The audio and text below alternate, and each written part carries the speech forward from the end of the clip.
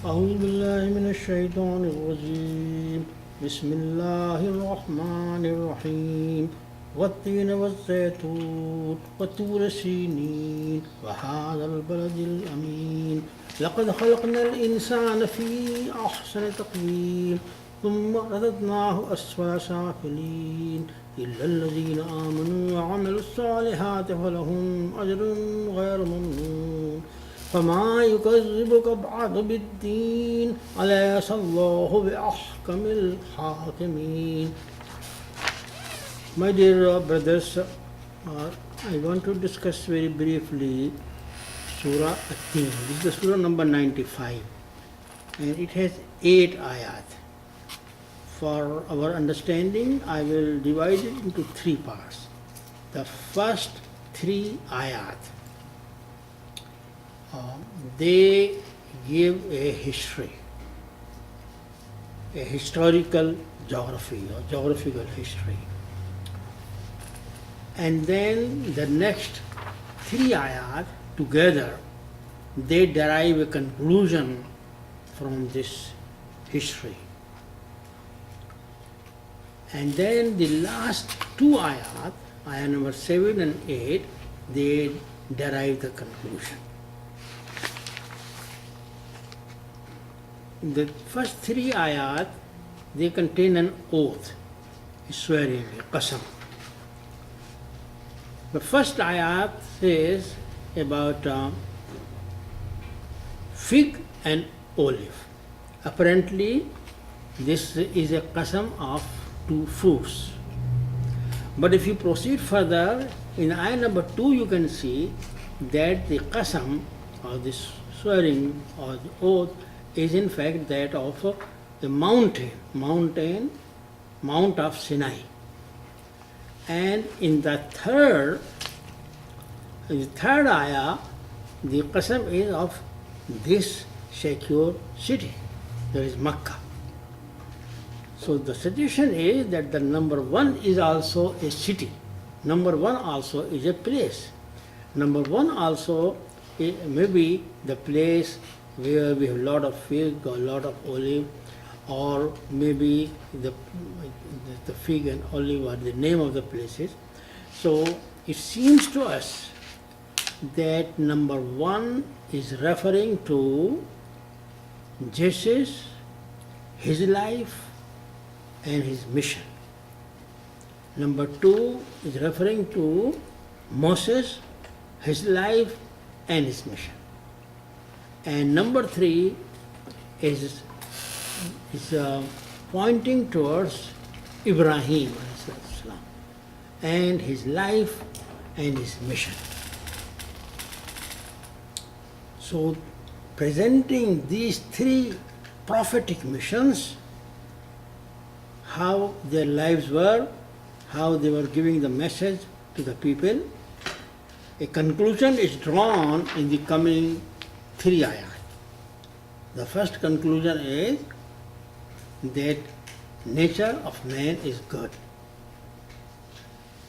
Man has this beautiful potential of being such a honorable person, being such a excellent, having such excellent characters, the way Isa alayhi salam had, the way Musa alayhi salam was, the way Ibrahim alayhi salam and Muhammad sallallahu alaihi wasallam, who is giving the dawah today, their lives are. So their lives and their works are presented here. Look how excellent nature of man is, how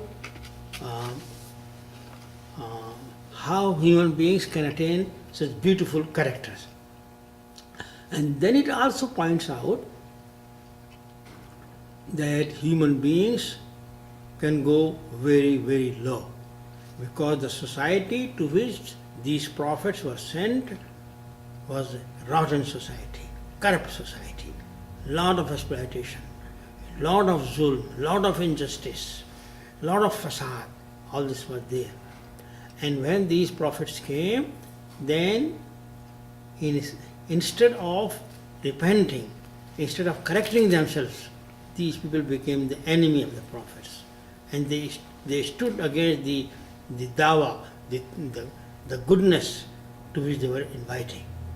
These prophets of God were inviting human beings to become one family of Allah's servants and to do mutual duties which Allah has assigned. What did they do? They remained corrupt and they stood against these prophets themselves.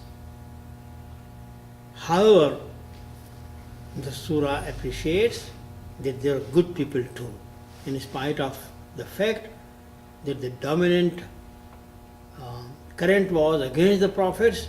There were some people who believed in the message of the prophets and who did not the corrupt action but good actions, taking care of each other, taking care of our poor brothers, taking care of our needy brothers, taking care of our sick brothers, those who have respect and honor and higher position in society, taking care of those who are alienated or marginalized or who are in a miserable situation. Mutual concern. This is called Amal Saleh, not the corrupt action but the healthy action, which will make people really one family of Allah's servants. So the surah says that and though a big section, a larger section of society went the wrong way, but there are good people too, who believed, who supported the prophets, who joined their prophetic movement, their Tawhidic movement, the movement to become servant of Allah and one family, and doing good deeds. So they were two. So the surah says they will have never-ending reward.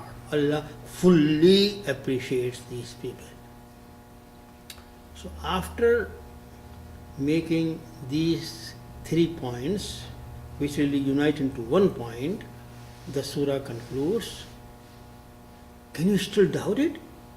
The way you are saying that this is all lie, the way you are violently opposing the deen, violently opposing the religion, violently opposing the idea that there has to be a day of judgment, what justification you have? Because these lives of these great prophets and the ugly atmosphere and the way people responded, it clearly shows that Allah, who is just, Allah, who is the best of all the judges, He will surely reward good people and surely punish the wrongdoers. So the surah says there is just no justification for this takzeeb. Takzeeb means violently opposing someone, saying to someone that it is all lie.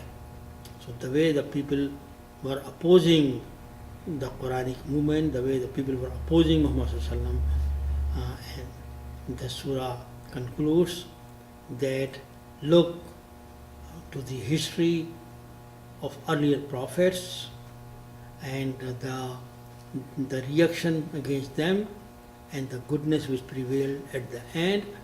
Look at it clearly shows that religion is true and that Allah, who is the best of all the judges, will fully reward the faithful persons or virtuous persons and punish the wrongdoers, and that religion is true. This is the point which the surah as a whole makes. أقول قولي هذا واستغفر الله لي ولكم ولسائر المسلمين.